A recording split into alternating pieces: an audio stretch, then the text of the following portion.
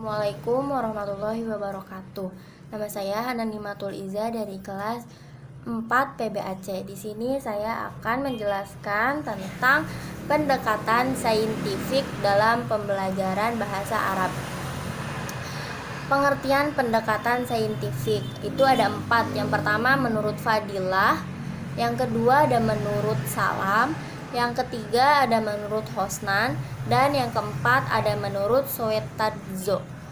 Di sini yang pertama ada menurut Fadilah tahun 2014, yaitu pendekatan saintifik adalah hal yang digunakan dalam pembelajaran melalui proses ilmiah.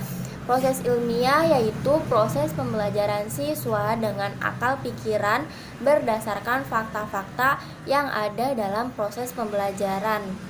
Siswa juga melakukannya secara sendiri sehingga mereka memiliki pengalaman secara langsung. Yang kedua ada menurut Salam pada tahun metode berpikir ilmiah sebagai berikut. Yang pertama ada menghadapi keraguan, merasakan adanya masalah.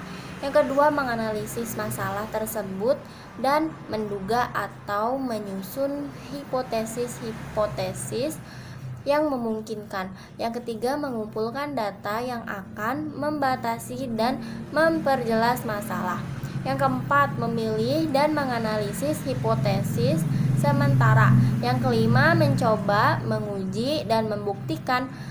Menurut Hosnan pada tahun 2014, pendekatan saintifik adalah proses pembelajaran yang dirancang sedemikian rupa agar peserta didik secara aktif mengkonstruk konsep, hukum, dan prinsip melalui tahapan-tahapan mengamati atau mengidentifikasi atau juga menemukan masalah, merumuskan masalah, mengajukan atau merumuskan hipotesis, mengumpulkan data dengan berbagai teknik, menganalisa data, menarik kesimpulan, dan juga mengkomunikasikan konsep atau hukum atau juga prinsip yang ditemukannya. Selanjutnya ada menurut Soetadzo pada tahun 1998. Menurut Soetadzo yaitu pendekatan pembelajaran yang dilakukan melalui proses mengamati atau observing, menanya atau questioning, mencoba atau experimenting, menalar atau associating, dan mengkomunikasikan atau communication.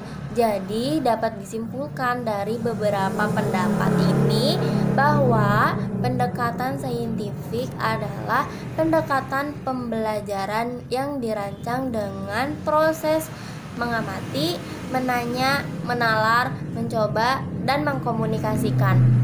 Pendekatan saintifik ini dalam pembelajaran bahasa Arab ada pendekatan saintifik harus memerhatikan komponen-komponen sebagai berikut. Yang pertama menyajikan pembelajaran yang dapat meningkatkan rasa keingintahuan atau fokus terhadap apa yang akan dipelajari. Terus yang kedua meningkatkan keterampilan mengamati atau juga yang ketiga ada melakukan analisis. Yang keempat ada berkomunikasi. Yang selanjutnya ada 5 bentuk praktek pembelajaran sebagai berikut. Yang pertama ada praktek pembelajaran mengamati, yaitu kompetensi memulai pengalaman belajar mengamati adalah melatih kesungguhan, ketelitian, dan kemampuan mencari informasi. Yang kedua ada menanya, pengembangan kreativitas, rasa ingin tahu atau curiosity, kemampuan merumuskan pertanyaan untuk mengembangkan keterampilan berpikir. Yang ketiga ada mengumpulkan informasi atau yaitu peserta didik mengembangkan sikap teliti, jujur, sopan, menghargai pendapat orang lain, dan juga memiliki kemampuan berkomunikasi, dan juga memiliki kemampuan mengumpulkan informasi dengan berbagai cara, mengembangkan kebiasaan belajar. Yang keempat yaitu ada mengasosiasi.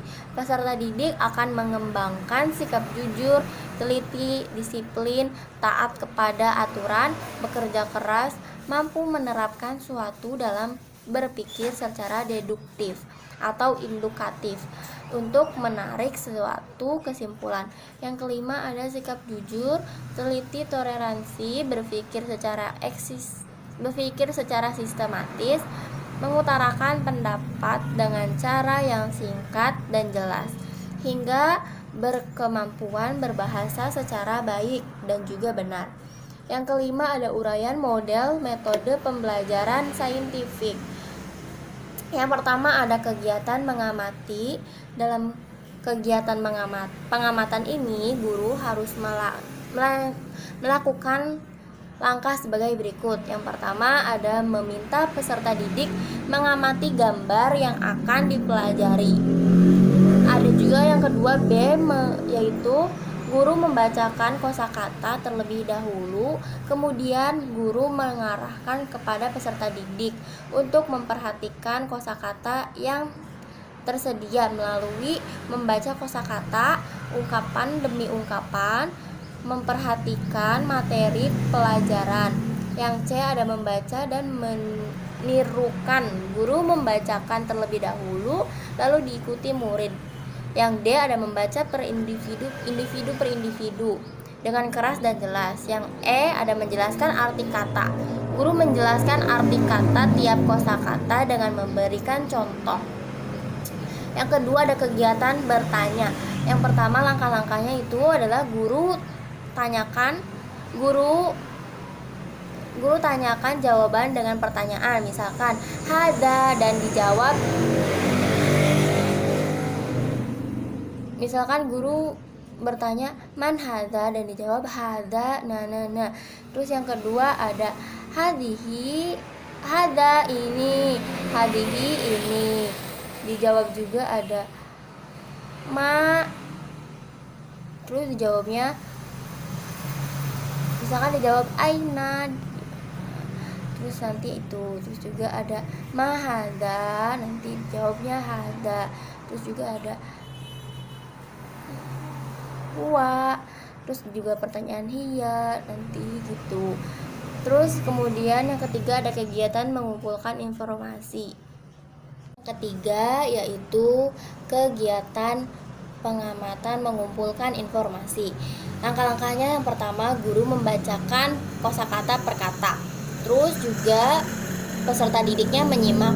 Yang B peserta didik coba melafalkan kosakata per kata berdasarkan gambar yang ada bersama dengan gurunya juga. Yang C peserta didik mencoba melafalkan makna mufrodat berdasarkan gambar yang ada. Yang D berikanlah klarifikasi terhadap hasil kerja kelompok tersebut. Yang keempat ada kegiatan mengasosiasi. Yang mana langkah-langkahnya yaitu peserta didik menghafalkan makna mufrodat sesuai dengan topik secara individual. Yang B, peserta didik mempraktekkan untuk mempersilahkan kepada temannya, baik laki-laki maupun perempuan, dengan kalimat perintah. Yang C, peserta didik mencocokkan pada gambar yang sesuai dengan jawaban. Yang kelima yaitu kegiatan mengomunikasikan. Langkah-langkahnya yaitu guru bersama peserta didik mencocokkan hafalannya sesuai dengan topik yang ada secara klasikal. Yang B, guru dan peserta didik mengevaluasi praktek menggunakan kata perintah seperti tafadhol dijawab tafadholi. Yang C, guru bersama peserta didik mengkomunikasikan gambar dengan mufrodat. D, guru memberi penguatan tentang apa yang dipelajarinya. Cukup sekian penjelasan dari saya. Syukron. Wassalamualaikum warahmatullahi wabarakatuh.